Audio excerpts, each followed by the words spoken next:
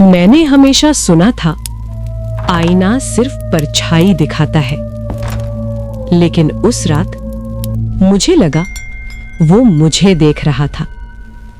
वो कमरा मुझे दादी से विरासत में मिला था, पुराना, ठंडा और बिल्कुल शांत। कमरे की सबसे अजीब चीज थी एक बड़ा सा आईना, लकड़ी के फ्रेम में जड़ा हुआ, इतना पुराना कि उस पर जमी धूल भी डरावनी लगती थी। पहली रात जब मैं उस कमरे में सोया तो सब कुछ सामान्य था, पर सुबह उठते ही मुझे कुछ अजीब महसूस हुआ।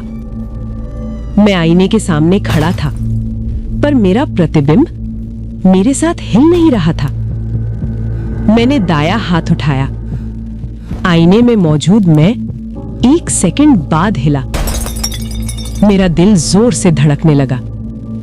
मैंने खुद को समझाया, नींद पूरी नहीं हुई है। अगली रात मैं जानबूझकर आईने के सामने गया। इस बार प्रतिबिंब पहले मुस्कुराया और मैंने नहीं। मेरी सांसें तेज हो गईं। मैं पीछे हटा, लेकिन आईने में मौजूद मैं मेरी ओर बढ़ने लगा। फिर अचानक कमरे की लाइट बंद हो गई। अंधेरे में सिर्फ एक आवाज आई, कितनी देर तक मुझे कैद रखेगा? मैं कांपता हुआ लाइट जलाने दौड़ा। लाइट जली। आईना पूरी तरह खाली था।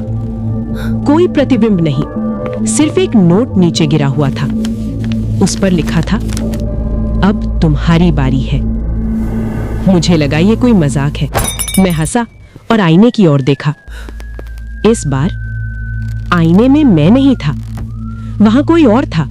वो मेरे कपड़े पहने था, मेरी आंखों से देख रहा था, और आईने के बाहर मैं खड़ा था। तभी समझ आया, सालों से ये आईना एक ही इंसान को बाहर आने देता है, और जो बाहर आता है वो असली नहीं होता। आज भी लोग कहते हैं उस कमरे का आईना लोगों को देखता रहता है, पर सच ये है वो अपना नया घर ढूंढ रहा होता है।